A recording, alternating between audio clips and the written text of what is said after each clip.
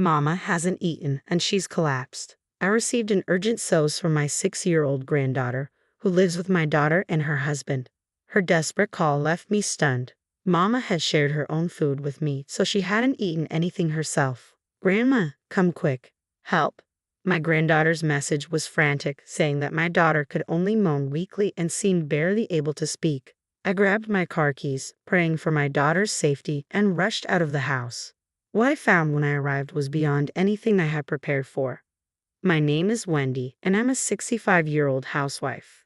Since my husband, who was 5 years older than me, passed away 2 years ago, I've been living alone in our now overly spacious home. Thanks to an inheritance from him and my own savings from working until I turned 60, I have no financial worries. My only daughter, Holly, is married and lives about an hour away with her husband. The highlights of my life are their occasional visits, especially when they bring my granddaughter, Lynn. After Holly graduated from university, she moved to Paris to pursue a career fueled by her passion for the French language. There she met Ted, who was working for an international company. They married and eventually returned to the United States. Once back, Holly chose to become a full-time homemaker to support Ted, and soon after, they welcomed their daughter, Lynn. Ted graduated from a prestigious university and now works for a leading tire company, which gives him an elite status, though he has faced many challenges along the way. His father struggled with job stability, frequently changing positions, which put a strain on their finances. Ted's mother worked part-time but didn't contribute significantly to the household income. Holly mentioned this hesitantly, suggesting that Ted's parents had unconventional approaches to work. Despite this, Ted was determined to improve his circumstances. He pursued his education with dedication, earning scholarships and working part-time to support himself. His hard work has earned him Holly's deep respect. Ted is committed to ensuring that Lynn doesn't face the same struggles he did. He is determined to save money and provide her with the freedom to choose her own path. She described him as a warm-hearted person. While it might seem self-serving to praise my own daughter, Holly truly is bright and kind-hearted. She has a good relationship with Ted, even though his parents are somewhat unconventional.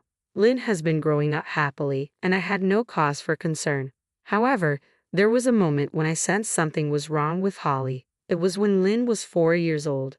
During one of their visits, Holly appeared unusually drained. I asked, "What's wrong? You look pale. Are you feeling unwell, or is something bothering you?"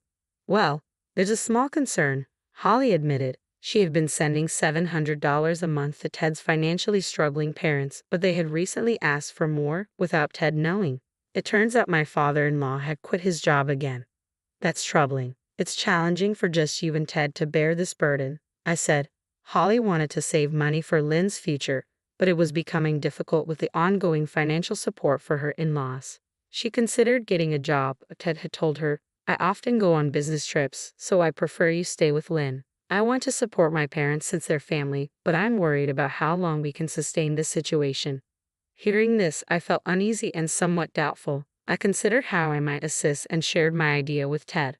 To my surprise, he welcomed the suggestion and agreed without hesitation. I was relieved at the time, but things didn't go as smoothly as hoped. 2 years later, a new issue emerged. Ted was assigned to work abroad, and would be stationed there alone. His parents, concerned about Holly and Lynn managing on their own, proposed that they all move in together. Though Ted wanted to respect Holly's wishes, his parents' insistence made it difficult for her to refuse. Consequently, they decided to live together for the year until Ted's return. Knowing the challenges Holly had faced with her in-laws, I made it a point to stay in regular contact and check on her. "It's okay. My father-in-law's new job seems to have a good environment. It might work out this time, and since Ted helped him find it, that's a positive sign." Despite her reassurance, a mother's intuition, or whatever you might call it, told me that something was off with Holly's tone. Then communication from her abruptly ceased. I tried reaching out multiple times, but all I got were voicemails and no replies. After 6 months of Ted being away, I finally managed to reconnect with Holly. "Hello, Holly. I'm relieved to finally get through. Summer is almost over. How are you doing?" "I'm fine. I was hoping you and Lynn would visit during the summer vacation." "Mom, I'm sorry. We've been really busy. I need to go now. I'll talk to you later." Wait, but before I could say more, the call abruptly ended. Holly's voice had sounded noticeably less upbeat. "What's going on, Holly?" I haven't seen you in over 6 months. Are you both really okay? My anxiety grew, and I realized I couldn't wait any longer. Just then, an unexpected call came through from Holly's phone. Mom doesn't have any food and she's collapsed. The distressed voice of my granddaughter, Lynn, came through the line. Lynn, what's happening? I asked urgently. Mom gave her food to me, so she hasn't eaten anything. Grandma, please come help us. From the tearful voice on the phone, I could tell Holly was exhausted and struggling to communicate. Are there any adults around, like Grandpa or Grandma? If they find out I called, I'll be in trouble, Lynn said.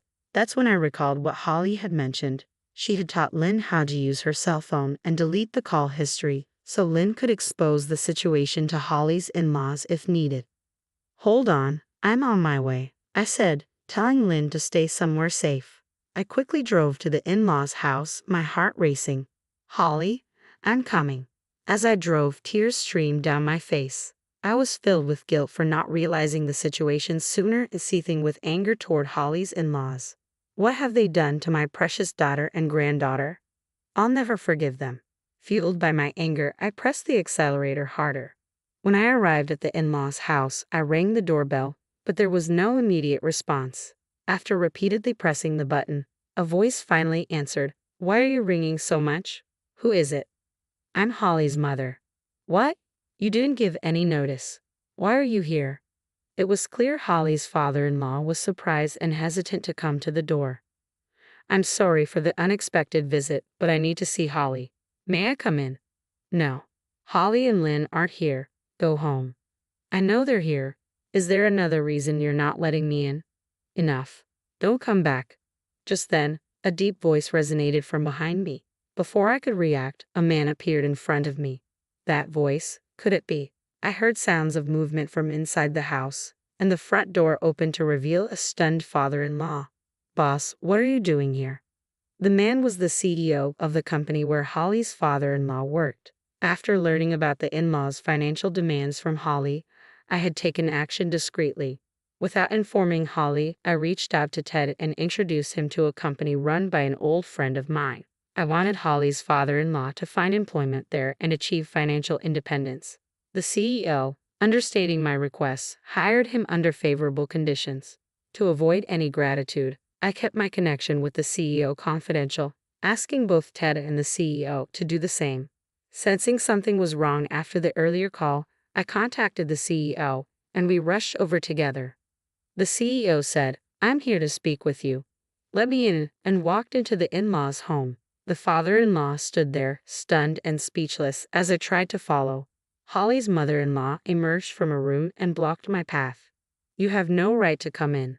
The CEO quickly countered, No, she's with me. The in-laws appeared visibly shaken and terrified. Grandma, over here. Help Mommy, Lynn's voice called out urgently. At that moment, Lynn rushed over and tugged at my hand. Lynn, you become so skinny. I noticed that my granddaughter looked much more gaunt than the last time I had seen her. Before I could voice my concern, Lynn urgently guided me towards the back of the house, leading me to a storage room under the stairs.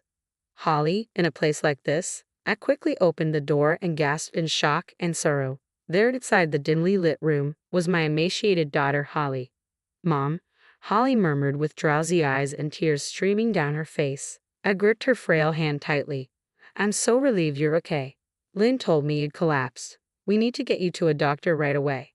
As I gently tried to lift Holly, the CEO stepped in to help. She doesn't need to see a doctor. Given her condition, are you really sure about that? We haven't done anything wrong, I responded, concerned.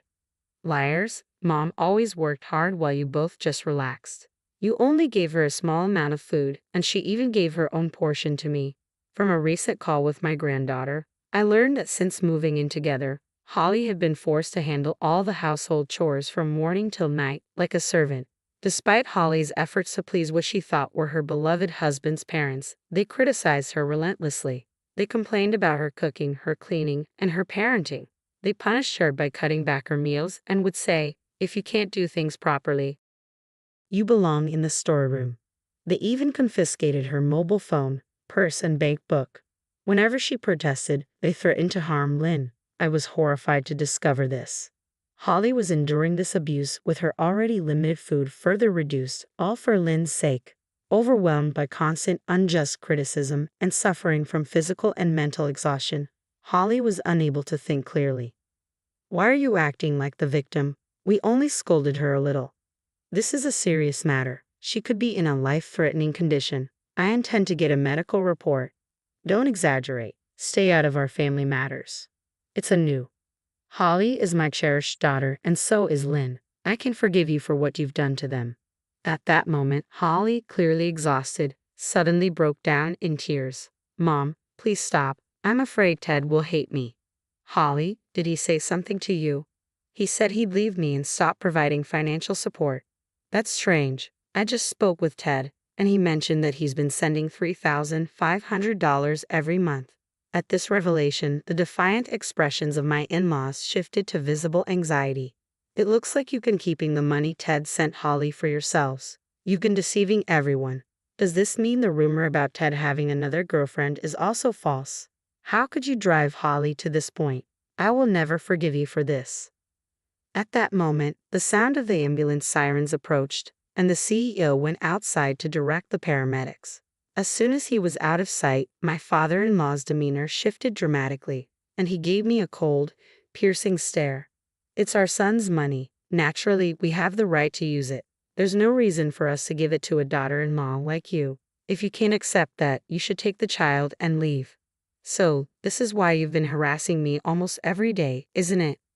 Did you hear that, Ted? I spoke into my smartphone. I was on a call with Holly's husband, Ted, and relaying every word his parents were saying. What are you talking about? I turned the smartphone screen towards the in-laws with the speakerphone on. I will never forgive you for what you've done to my beloved family, my wife and child. I'm cutting off all support from now on. Ted's voice was filled with anger, and his parents could only tremble in response. My father-in-law bowed deeply towards the phone. Ted, I'm so sorry. We needed the money and didn't mean any harm. This isn't a joke. I'll be home soon, so be prepared. The CEO, returning with the paramedics, added sternly, there's no point in keeping such a ruthless man employed. I brought him in for Wendy's sake, but he's been a disappointment. Upon hearing this, the in-laws immediately shifted their demeanor, bowing and apologizing profusely to me. We apologize for how we've treated Holly. We're struggling financially and desperately need your help. Could you please talk to Ted and the CEO on our behalf? You must be joking. How can I forgive you? I'm reporting everything to the police. As I watched the paramedics carefully place Holly onto a stretcher, I offered a reassuring smile to my granddaughter. Lynn, you did wonderfully. You saved your mom. We'll go to the hospital now, and then we can rest at Grandma's house. Thank you, Grandma. At the hospital, both my daughter and granddaughter were diagnosed with malnutrition. Lynn was discharged the same day, but Holly, deeply traumatized, needed to be hospitalized for further treatment. Ted returned briefly to be with his wife and daughter, and his presence helped restore Lynn's smile and brought signs of recovery to Holly. I felt a profound sense of relief. As for the in-laws, they faced legal consequences after a thorough police investigation. The CEO had recorded their actions, which confirmed severe abuse. Since their home was rented, they were evicted, and a claim for $47,000 was filed, $30,000 for embezzlement, and $17,000 for damages. Thanks to my connections with the CEO and reliable childhood friends, the in-laws will be required to repay the amount by working at a specific factory after their prison term. For now, the three of us are enjoying a peaceful time together, eagerly awaiting Ted's return. Once he's back, we plan to move in together at my place. I'm looking forward to a brighter future, supporting my daughter and son-in-law, and cherishing the joyful moments with my granddaughter.